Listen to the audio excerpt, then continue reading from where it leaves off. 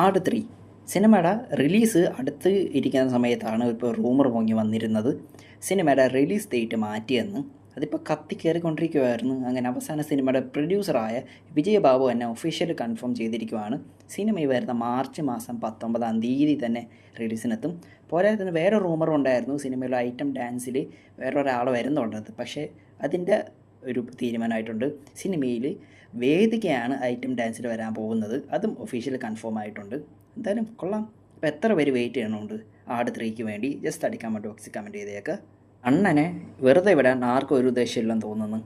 ആദ്യം ജനനായകൻ സിനിമയുടെ റിലീസ് മാറ്റിവെച്ചു. അതിനുശേഷം അണ്ണൻ്റെ പേഴ്സണൽ ലൈഫിൽ പണി കിട്ടിക്കൊണ്ടിരുന്നു. അതിനുശേഷം അണ്ണൻ്റെ വീട്ടിൽ കയറി പണിയാൻ തുടങ്ങി. ഇപ്പോൾ ഇതല്ല 16 അതുക്ക് മേലെ വല്ല പണിയുണ്ടെങ്കിൽ അതിപ്പോൾ കിട്ടിയിരിക്കുവാണ്. 160 കോടിക്ക് മേലെ OTT റൈറ്റ്സ് തീരുമാനിച്ചിരുന്നത് ആമസോൺ പ്രൈമിൽ ആ ഒരു ഡീല് ഇപ്പോൾ ക്യാൻസലായിരിക്കുവാണ്. റിലീസിനെത്താൻ പറഞ്ഞ ആ റിലീസ് ഇപ്പോൾ ഡിലേ ആയി. ഇപ്പോൾ അതാ OTT റിലീസിന് തീരുമാനിച്ചിരുന്ന അതും ഇപ്പോൾ ഡിലേ ആയി.